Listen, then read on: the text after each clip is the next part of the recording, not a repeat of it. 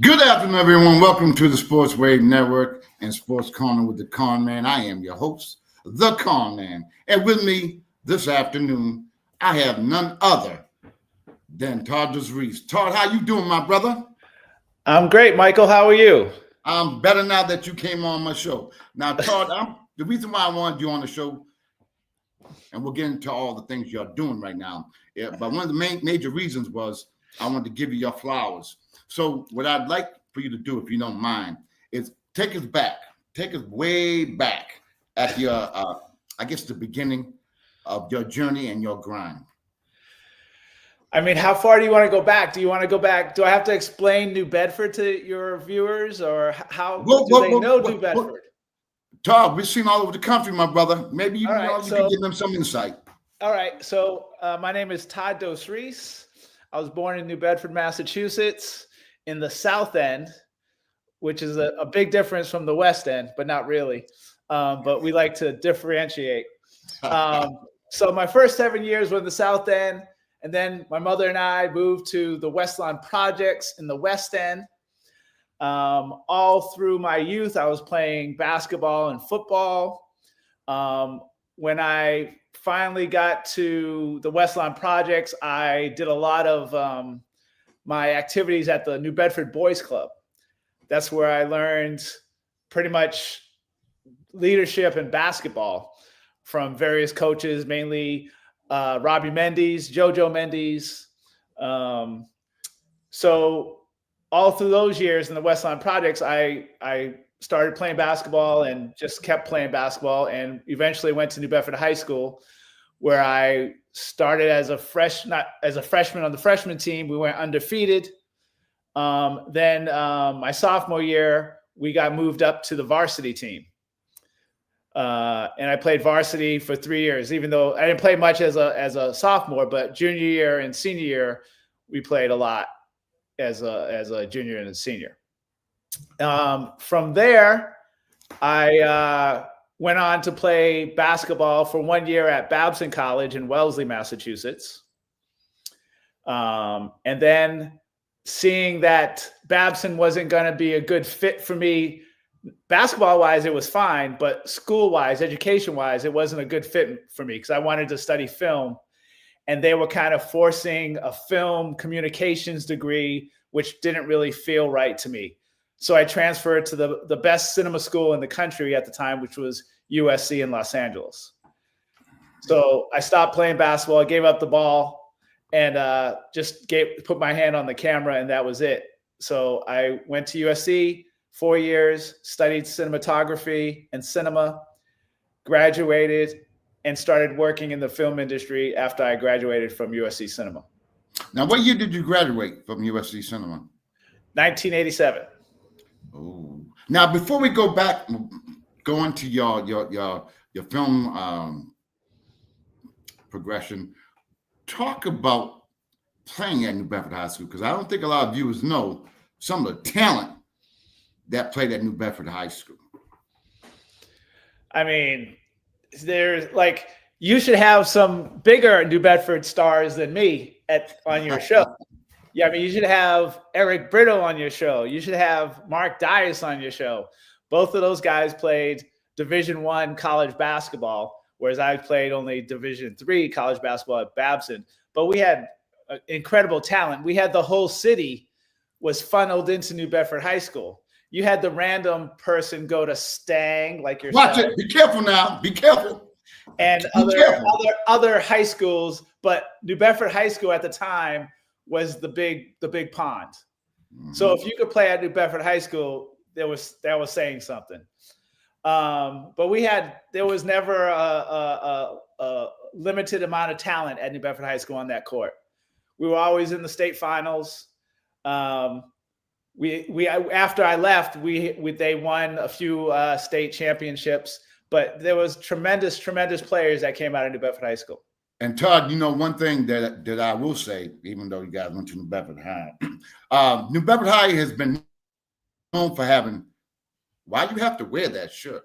But New Bedford High has been known to have tremendous point guards through the history of New Bedford. I mean, the point guards have been absolutely tremendous. going way back until now. I mean, the point guards have been absolutely tremendous. You had a backcourt mate. You two guys were like unbelievable as well. Yes, my backcourt mate was also my best friend, Carlos Martin. So he and I were the ones that moved from freshman New Bedford High School, where we were undefeated, to varsity New Bedford High School as sophomores. So there are only a few people that have done that. And Carlos and I were the two that year that went from freshman to varsity after 1 year. But yeah, Carlos, I was the point guard and Carlos was my shooting guard. And I know if I gave it to him, it was going in. That is very, very true. Now let's kick it back up again. You graduated USC Cinema. What transpired thereafter? Well, after I graduated from USC Cinema School, I started working in the industry. And the film industry is not like a normal job that you would say, I'm going to go work from 9 to 5, Monday through Friday. In the film industry, you're more freelance. So you might be on a movie for 3 months, and then you have to find your next job. And finding that next job could take 2 days, 2 weeks, 2 months. So you have to be able to balance your budget waiting for that next job. So I went from as a production assistant. I started out, even before that, I went from graduating, internship, production assistant, camera assistant, and then I moved my way up into the camera department until I became a director of photography. But saying that, I could say that in 10 seconds, but that took 30 years, you know? So I while I was working as a camera assistant and getting into the camera union, I was also shooting music videos and commercials and documentaries and short films.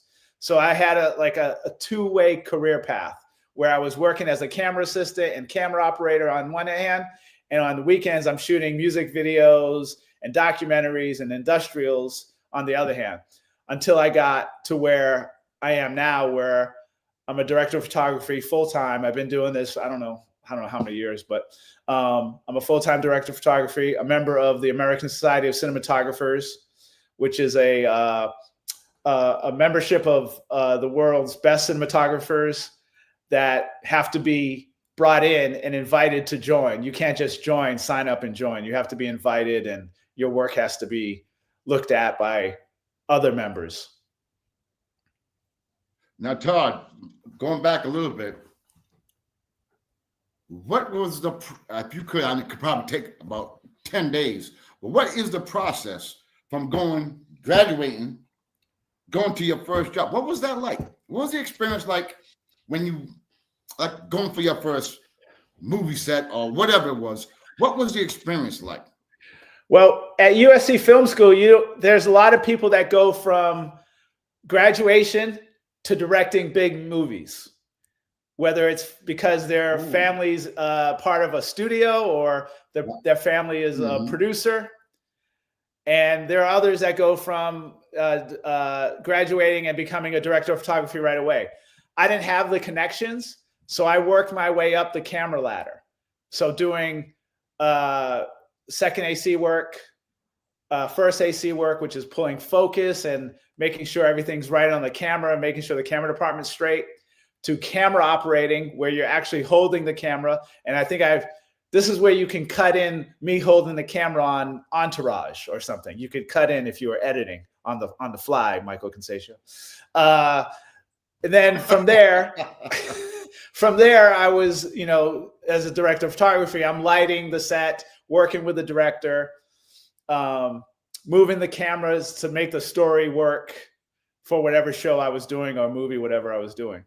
So it's a big deal to go from each step, from a production assistant or a camera production assistant to a loader, which loads the film camera, to a second AC, to a first AC, to a camera operator, to a director of photography. So that's like, some people don't ever get there. Some people stop and they're happy with being a first assistant cameraman or a camera operator, which is fine. And you'll make a great living. I knew once I was in film school that I always wanted to be a director of photography. So I knew I kept my eyes on the prize, even though I was dealing with going from a second AC to a first AC to a camera operator. I knew I always wanted to be a director of photography. So I knew this is my end goal. So keep going. So it took me a while to get where I am now, but I'm here. Now, Todd, talk about, we talk about the journey. We talk about a lot of things. How did you react? Obviously, we know how it ended up, but during that time in your life, when you might have been, or maybe you were, I'm sure you were, told no. How did you react and handle being told no? Or maybe you're not good enough, or we don't want you, or maybe the color of your skin. I mean, growing up in Massachusetts, if you grew up in Massachusetts, you knew how to deal with racism, and you knew how to deal with rejection, and you knew how to deal with people telling you no and telling you you're not good enough. You just have to be mentally strong. You have to be mentally strong. And I'm sure a lot of people where I grew up in Westlawn Projects or Bay Village or United Front, we're told no every day. So hearing no doesn't mean anything to us.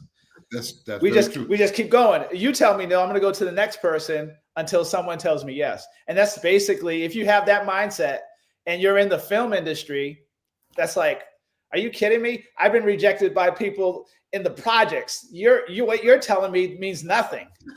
That means nothing to me. If you knew where I grew up, it can't hurt me. So you just keep going. You're mentally strong and physically strong, and you just keep going. I mean, I've been told, I mean, every job you go on, like I said, the industry is such that you'll work on a project or a TV show for 6 months. Then you'll be off for like 2 months, and you'll be interviewing, and you might get rejected by 2 or 3 shows, but you have to find work because now you have a house to pay for, kids to pay for, a car to pay for. So you just keep going. You don't just say, I quit. What was, go ahead. You go ahead. No, I was done. I'm trying to find out, what was your first movie that you were basically a director of photography? I mean, you probably have to go back to, it's more of a first TV show. Okay. The first TV show I did where I was a director of photography was Entourage. That was my first episode of television. So that's the Mark Wahlberg based show that hopefully your viewers have seen. So I was the camera operator on the show, and I finally got them to let me, because they told me no for a long time. And I kept asking, I want to be a director of photography. I need to direct an episode of the show. And they finally said, okay. So that was my first episode of television. So that brought me from camera operator to director of photography, and it was Entourage. So it was a pretty big show to be on at the time. Very good. Now, let me ask you a question from someone who is late and has no idea. When you're a director of photography, how does that play into the script? How much do you have to be aware of what the script is like in order for you to direct photography? Oh, it's the base. It's the foundation. You work. That's where you get everything from. You get everything from the script, which comes from the writer.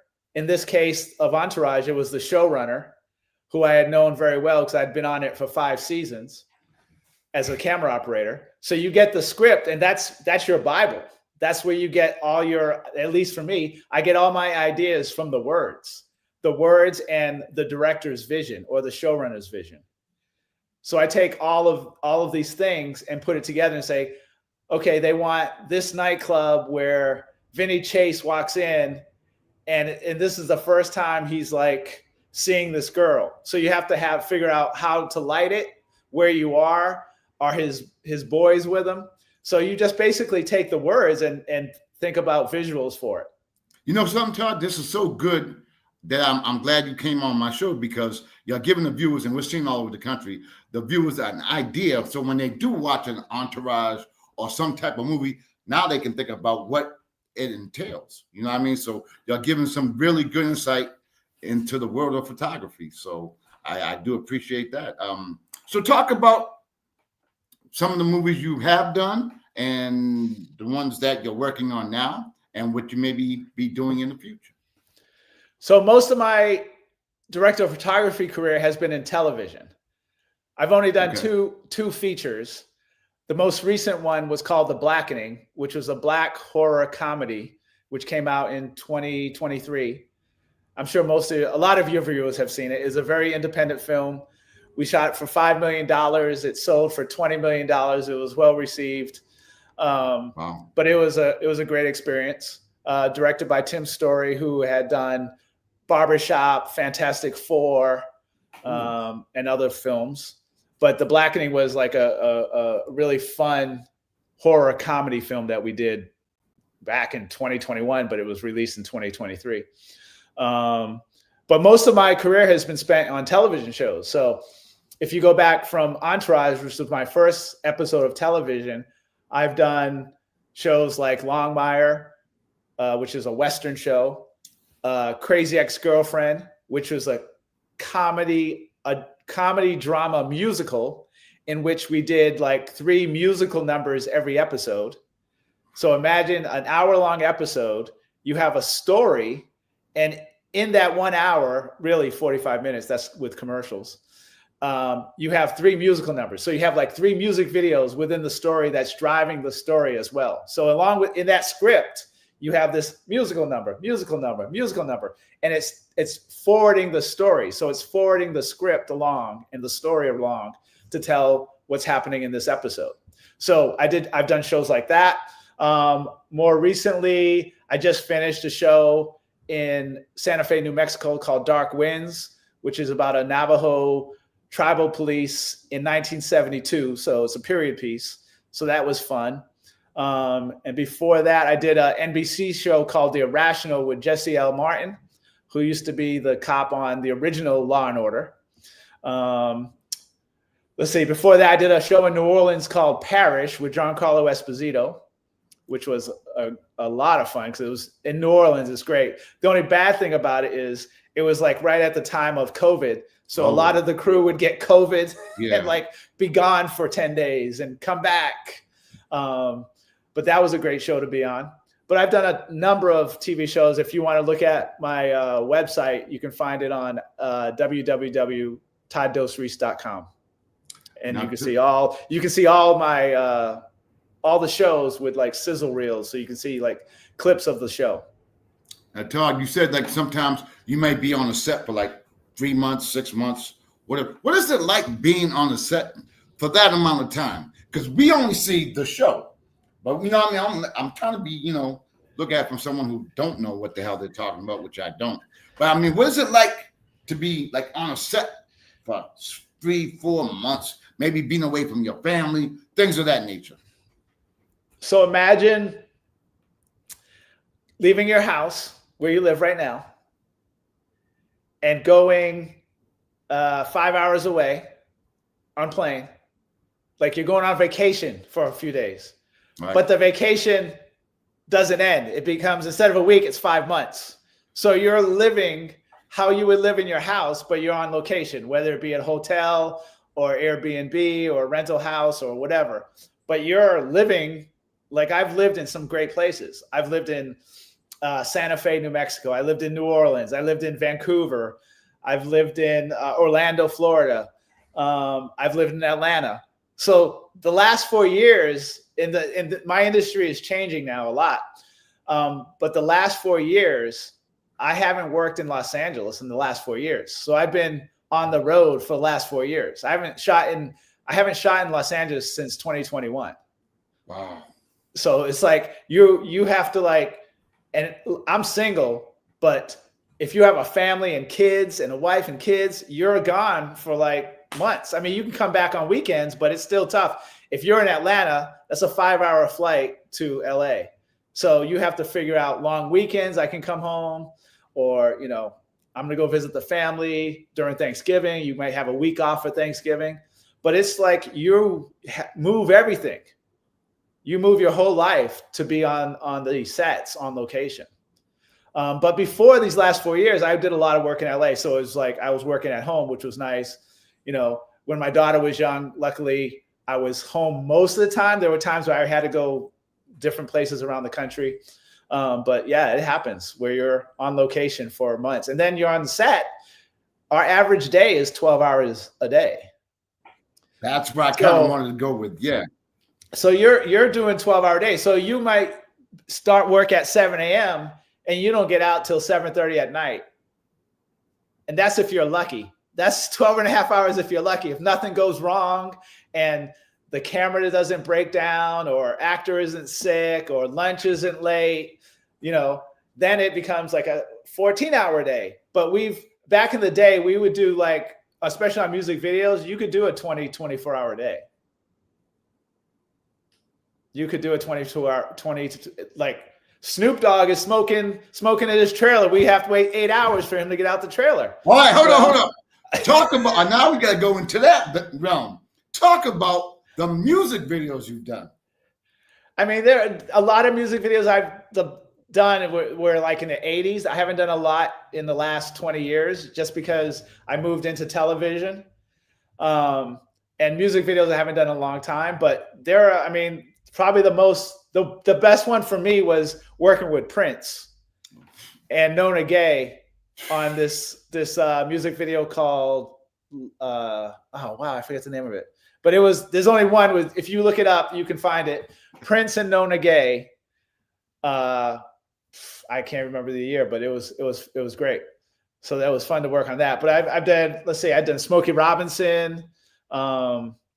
It's been so long, it's hard to remember. But I did a lot of like the lower budget rap videos. And back in like the 80s and 90s, it was like every weekend you were doing who are these rap group music videos?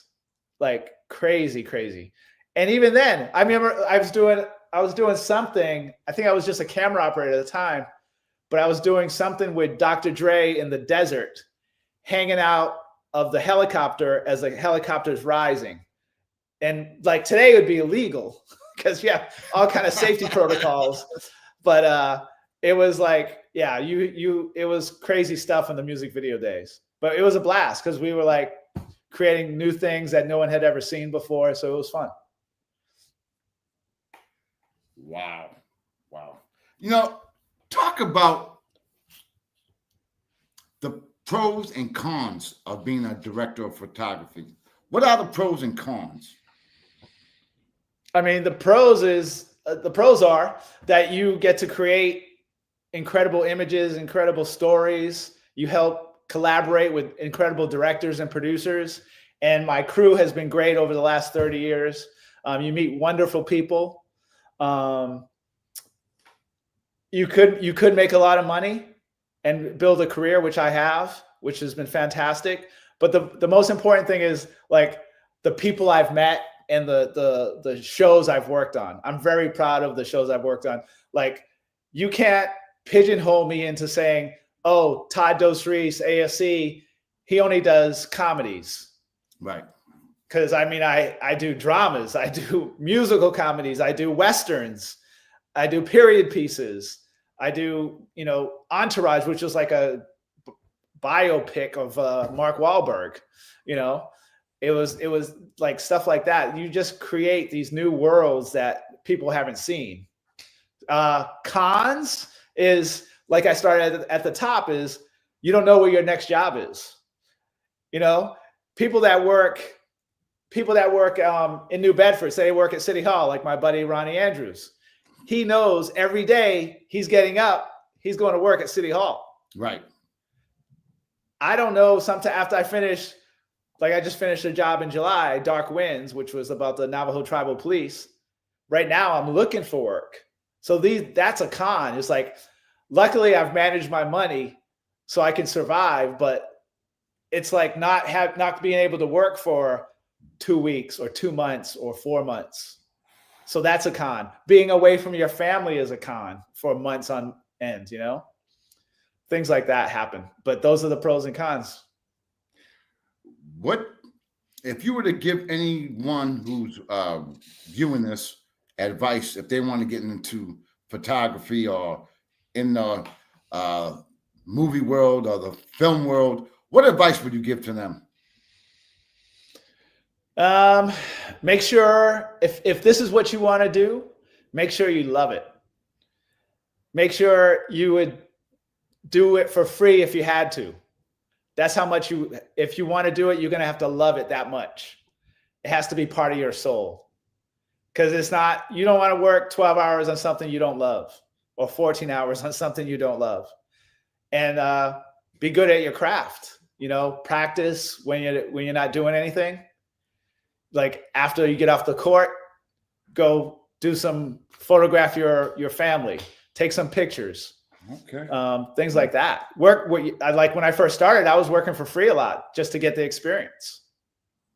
So you have to be willing to do that. I think that's you've developed a unbelievable career. I guess, what do you see yourself in like 5 years? What is it that, you've reached the pinnacle. Is there anything you really want to delve into that you haven't done yet? Is there anything you wanted to do that you haven't done yet? Well, I'm far from the pinnacle, let me tell you. I still have a few more levels to get to. Like I said, I've done mostly television. I'd like to do more feature work, but the way the industry is changing, we're having a big slowdown of work. So there's not a lot of work now. Mm-hmm. We're losing a lot of work to Europe and Canada, just because they have what's called tax incentives. So they're enticing these billion-dollar companies to go to Canada, to go to Europe, and the countries give the companies money to shoot. Like, say you have a $100 million movie to do, Canada will give you 30 to 35% of your money back once you go up there and shoot. Ooh. Whereas LA only has a smaller tax incentive. We just recently got a smaller tax incentive. But right now, because the best crews were in Los Angeles, because Hollywood was the center of the film industry, now everybody started having tax incentives. So when we went to shoot in Canada, when we went to shoot in Georgia, we trained all these people in other places. So now they're almost as good as we are. But with a tax incentive, they have better tax incentives. So companies that don't need the money are going to, Europe, Canada, Asia to shoot their projects because they get more money back and it's cheaper for them to produce their shows. Now let me ask you a question. Would you be willing to be director of photography overseas, or maybe Canada? Absolutely. I've done documentaries in Vietnam. Yeah, What? Absolutely. Oh yeah. That's just another show. I'm not moving there. It's just another show, and you come back and it was great experience. Everywhere you go, you have a great experience of a new culture, a new people. It's fantastic to go and deal with other people that are not in your base. Like, all I knew was New Bedford until I went to USC in Los Angeles. And then I met people from everywhere, I remember one time in New Bedford, we had some kind of, I don't know if it was a film festival. It was like in the 90s or something. And I think Tommy who ran CVN ran it, I think, or Ronnie Barboza might have been involved in it. And we did a panel, and they were like, well, why aren't you working here in New Bedford? Ooh. I was like, I'd love to work in New Bedford, but I can't because there's no industry here. I mean, there's I don't know if Massachusetts has a small tax incentive or any, but I would love to work in Massachusetts, but that industry wasn't there. And I'm sure most of the people that are in Massachusetts work in New York. But I remember a woman asked me, how come you're not working in New Bedford? I was like, I'd love to, but there's no industry there. Now, you being a director of photography, who are some of the people that you're proud to have worked with, and who would you want to work with? Oh, that's like a 2-hour conversation. I know. I mean, I'm trying to think who I worked with. Giancarlo Esposito on the show called Parish. I did New Orleans. Great experience. All the guys from Entourage. Great friends. I still consider them friends today. Who else I work with? Jesse L. Martin from The Irrational was fantastic. He was the reason I was in Vancouver shooting it, because I did the pilot. The pilot is what's known as the first episode of the show. And based on that pilot is whether you get picked up to do a full season. But Jesse L. Martin was the main reason that I was on that show for 2 years. And so he really, backed me up and said, I want Todd as a DP. Who else? I mean, there's so many people. I mean, Dick Van Dyke and Mary Tyler Moore. I was a camera operator. I worked with them. It was just amazing to work with them. They had so many stories. Like I have to think about everybody. We'll see. Who can I who else? So many people. I'm trying to think of the latest shows. Lou Diamond Phillips on Longmire. Okay. He was fantastic to work with. I worked with Andy Garcia. Oh, okay. On a show called Rebel with Katie Seagal. That was a fantastic experience. Who else? It's just nonstop. Maya Rudolph. Worked with Maya Rudolph back in the day. Okay. She was fantastic to work with. So if I had my resume, I could look and go, okay, that would be great. That would be great. Yeah. Who would I want to work with? Come on. That's also another great.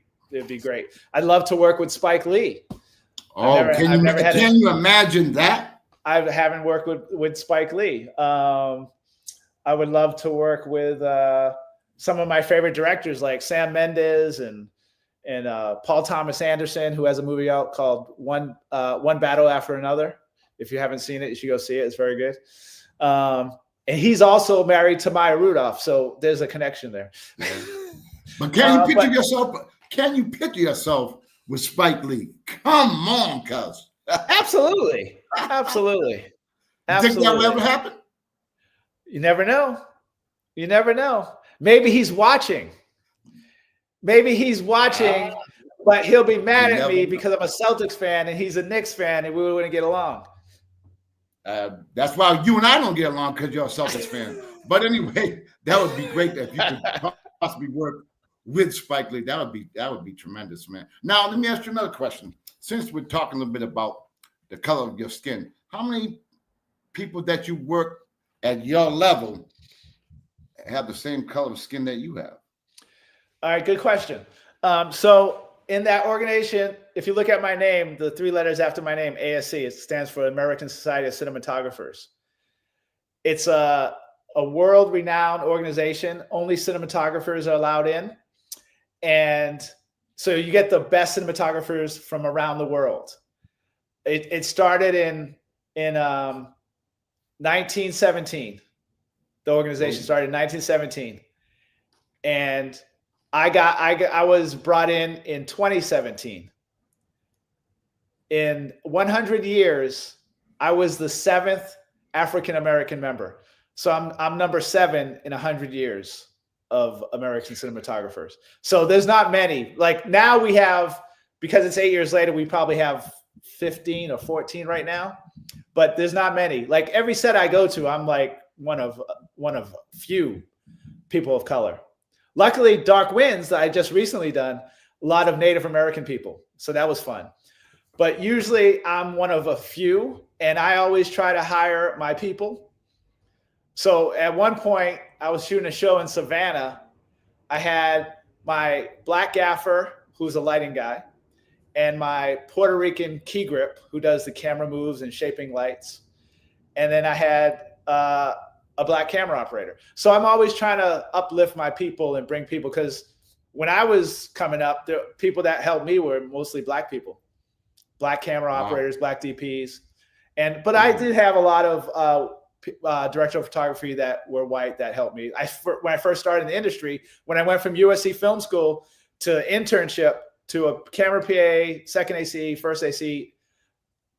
Yeah, no, I'm sorry, second AC. It was on a movie that some of your viewers may have heard of called Critters 2.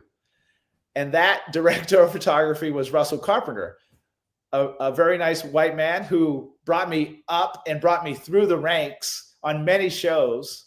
He also won an Academy Award for Titanic. But most of the people in the industry are white. And so you take help from wherever you can get it. So I was helped by both, but I remember a lot the black people that helped me, and that's how I always think about it when I'm hiring. What is it like? Like, what is the most difficult thing? Now, you being a director, you already know everything, but if you're coming up, what's the hardest thing to do as far as skill set, as far as when you're doing photography and doing a movie or doing a television show? What's the hardest thing to learn or to learn it well? Very good question. The hardest thing, you could do a lot of the technical stuff. You can learn the technical stuff and practice it on your way up. But I think the most important thing as a director of photography is to know how to listen, because everybody communicates differently.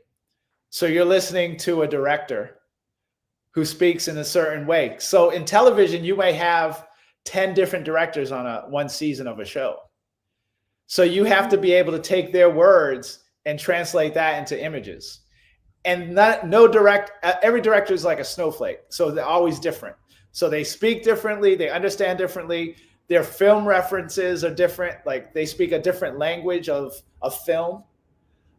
So listening and being able to translate those words into like something you can actually do on the set is probably one of the most important things you can learn. Listening, because everybody speaks differently, you know. Wow, that seems very difficult when you might have, like you said, 10 different directors, and how do you handle that? I'm just trying to find out, I guess, what is it like dealing with all these different directors? What is it like? I know you said about listening, but how about actors? How do you deal with the actors that you're filming and that you're directing? I'm kind of trying to get my way around it a little bit. How do you deal with the actors? With kid gloves. You have to be very careful. You have to like try to find a way to communicate with them that they're going to be on your side. Usually, as a director of photography, they respect the position because they know you can make them look good or bad. Exactly. But you still have to get to know them a little bit and know what they like and what they dislike, and know how to deal with them on a one-to-one basis. Because in addition to dealing with that one or two or three or four or five actors, I have 3 departments to work with. I have the camera department, the lighting department, and what's called the grip department. So I have 3 departments. I have 3 departments under me, in addition to working with the director and a bunch of actors. So you have to know how to be able to navigate, okay, the number 1 actor on the call sheet, the big star, you have to, obviously take care of that person. And also you have to figure out how to take care of number 2, 3, and 4 as well. And I think one of my strong suits is I know how to light women very well. So I like to say I like to take care of my women. And as soon as you say that to an actress, she loves you. But if you don't know how to light them and you say that, you're still in trouble. So you better know you better know your craft. So you just have to know how to navigate, know when not to be around them, and let the director deal with that, because the director is the captain of the ship, basically. Like I'm trying to think of a sports analogy of what the director is and how the DP relationship is. I always think of the DP as the point guard because that's where I come from. Maybe the director is the coach. Okay. Or the shooting guard, one of the two, So when let them have their space, the director and the actor have their space because that's the most important relationship. Because if those two people don't get along, it's going to be rough all the way down the line. And I have to clean up stuff. If they can't get along, then I have to clean up stuff, or the showrunner or the producer has to clean up stuff.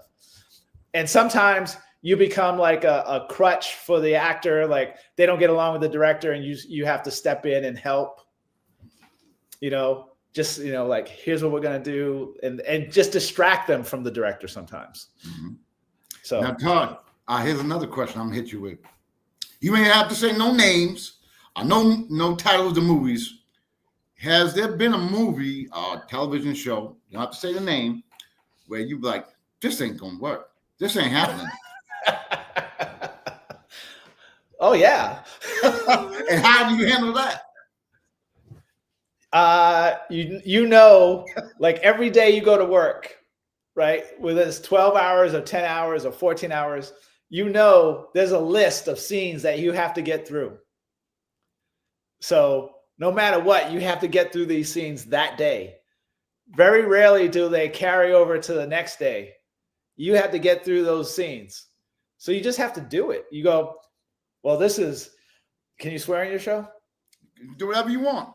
Say like, this is a shit show. I can't believe this. This is like, this one episode and this one director are I have to carry this person.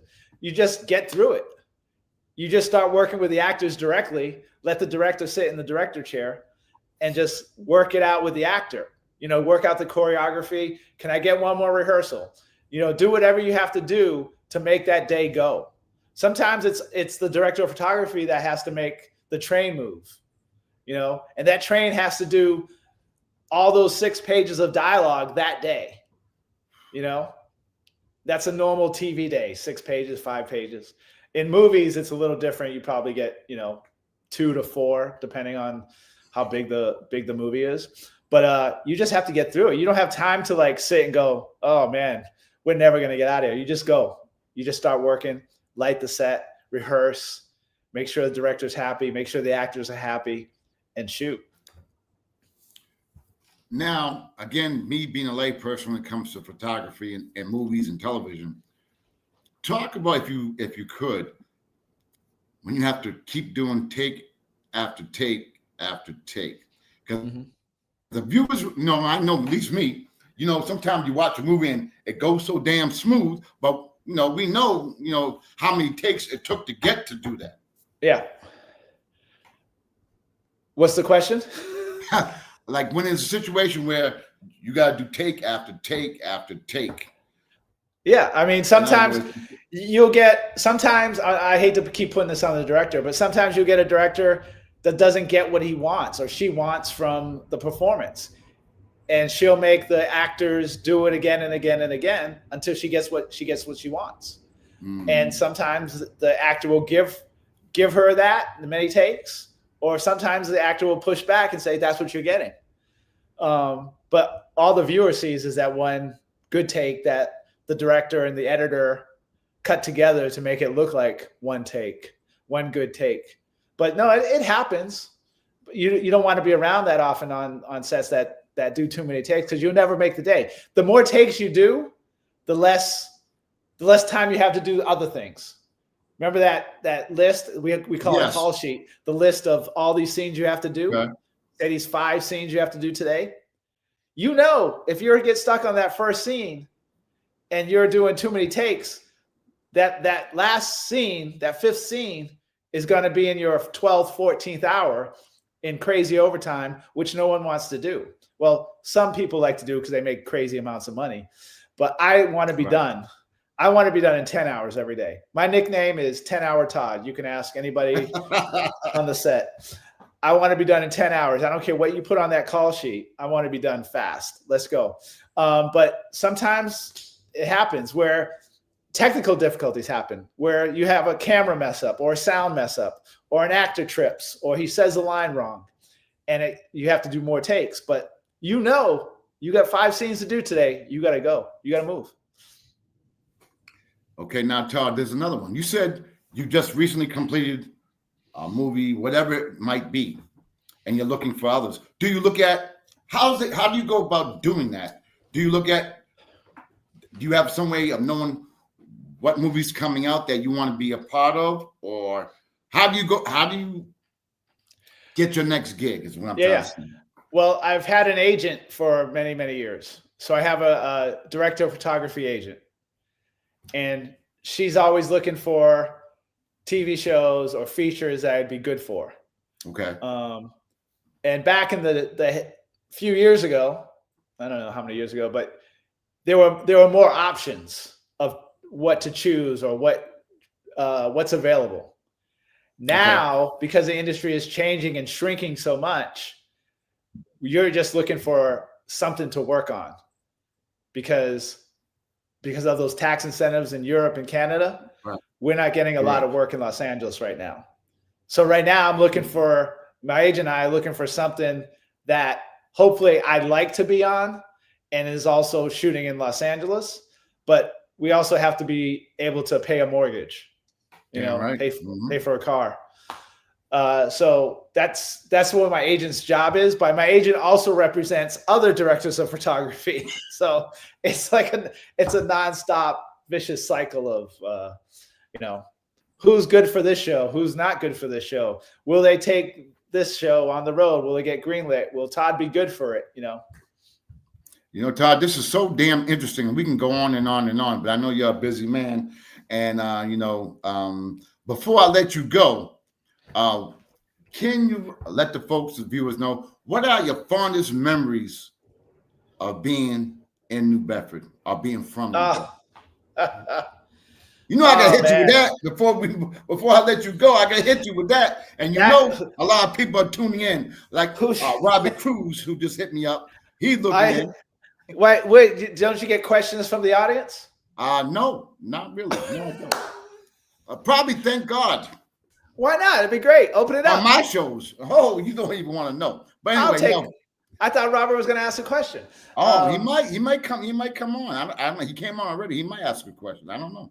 I can't believe no one from New Bedford is on the show. We're getting ready to put some questions in there so I can talk some basketball smack. Next time you come on, I'll make sure.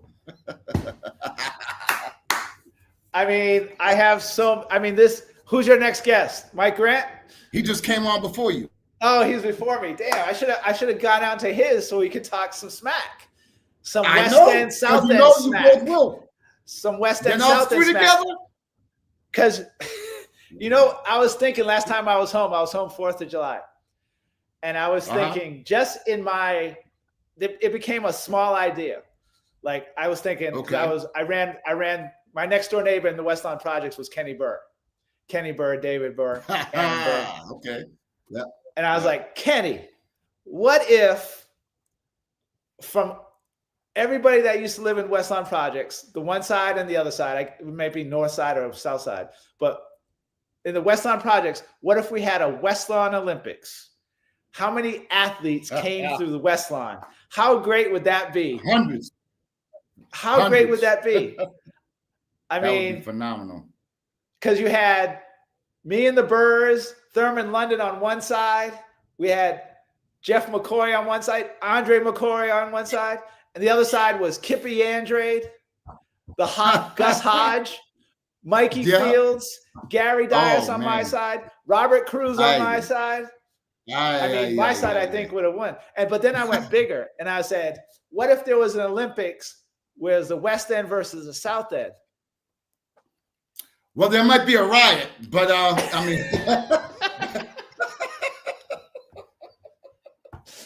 But getting to your question, I had so many great memories. If anybody asked me who I am, I'd say I'm a Cape Verdean from New Bedford, Massachusetts, West Lawn Projects. I have so many great memories. And I was one of those guys that, even though I grew up most of my years in the West End, I was playing basketball at Montes Park every other night. So it didn't matter where I went, Buntwood Park, West Lawn, United Front. I had so many great friends everywhere. My co-captain, my shooting mate, my best friend, Carlos Martin, Bay Village, right next to Monty's. So no one ever gave me crap because I was with Carlos. That is true. That is true. That is very so. true. I mean, so many memories. Going to kindergarten in OLOA's basement. That was my first school. Wow. I mean, I have that memory. I grew up in my first house with my mother and I lived with my grandparents and my aunt. So it was that nuclear family. So, I mean, going to Mary's Pond, going to the West Beach in the summertime, hanging at the wall, Monty's Wall, riding my bike from West Lawn Projects to Monty's Wall to play basketball, and then riding up to Buntwood Park to play basketball. Going to New Bedford High School. I mean, I remember my freshman year, I was a freshman. What time you got to stop? What time you got to stop? You got about 10, 15 minutes. Oh, okay. So, I mean, I grew up West Lawn Projects is right next door to the New Bedford Boys Club. It's now the New Bedford Boys and Girls Club. So I grew up with Robbie Mendes. Robbie Mendes was like my coach, my mentor. I grew up as a only child with a mother, raised by my mother. My father wasn't around. So Robbie was like my de facto father and my coach. So, and his girlfriend at the time was Elaine Gomes, probably your cousin. And I just remember going to New Bedford High School for the first time, and Elaine was there. So it was like, I didn't feel like I was in a big new high school, not know everybody. I knew everybody. I mean, it was great. I mean, 4 years at New Bedford High School, I could have spent another 4 years if I had, your education at Stank. But I loved going to New Bedford High School. I could walk to school. I would walk to school, and there goes the bus from the South End. All the people from the South End driving by. I'm walking in the snow. There's Carlos Martin on the bus. And I'm walking to school with sneakers, Chuck Taylors in the snow. I mean, so many memories, all the Cape Verdean festivals, all the beauty pageants at the band club. I mean, it's nothing but joy and love when I talk about my Cape Verdean people in New Bedford. And you know something too? What I've always known, you have some dynamite friends that you guys still have kept your friendships going so strong, and that means a lot because us, we got the Steel Brothers, and you guys have your own kind of Steel Brothers. You know what I mean? You guys are kept in contact. You guys are all doing well, and it's a tribute to you guys. And I mean, I'm so proud of what you guys have accomplished. You know what I mean? So, I wish. If I could get Mark Dias on the basketball court, we would challenge the Steel Brothers to basketball, but you guys are too old. Yeah, you might have to have the 911, 411. We have an ambulance standing by.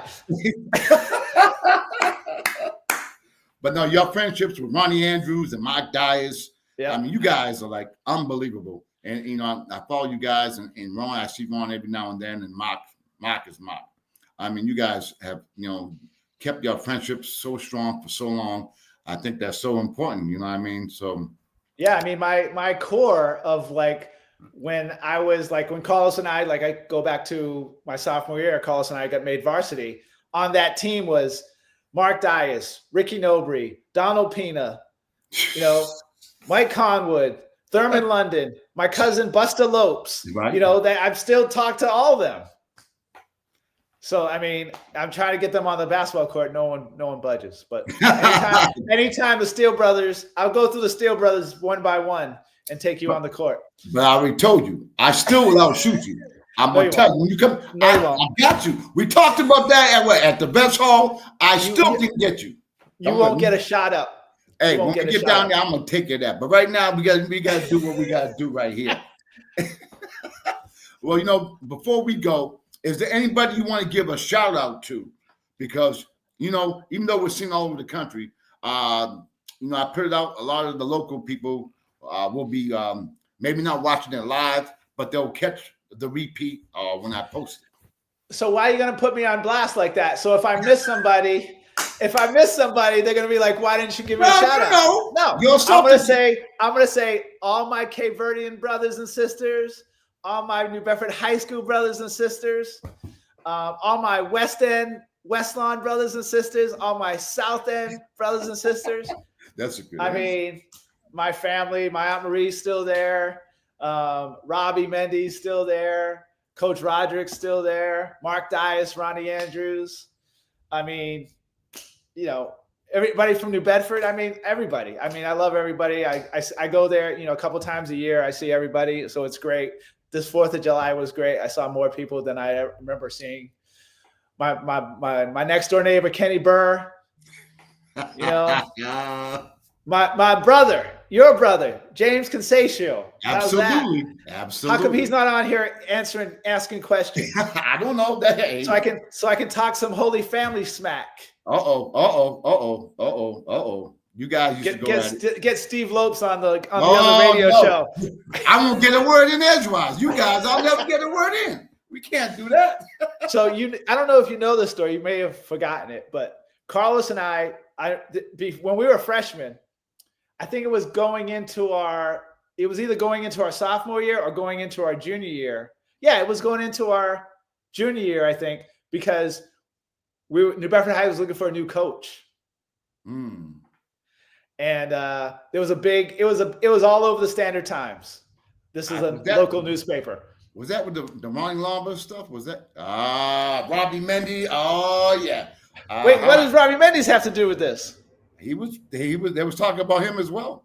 Oh, really? Oh, that would have been great. I would love if Robbie was the coach. But Coach Rodgers was great too.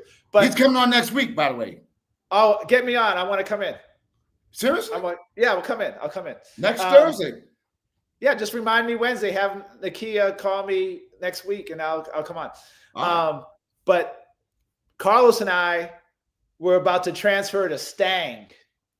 Ooh. If they didn't pick the right coach. If they picked a coach we didn't like. We were going to Stang. Wow.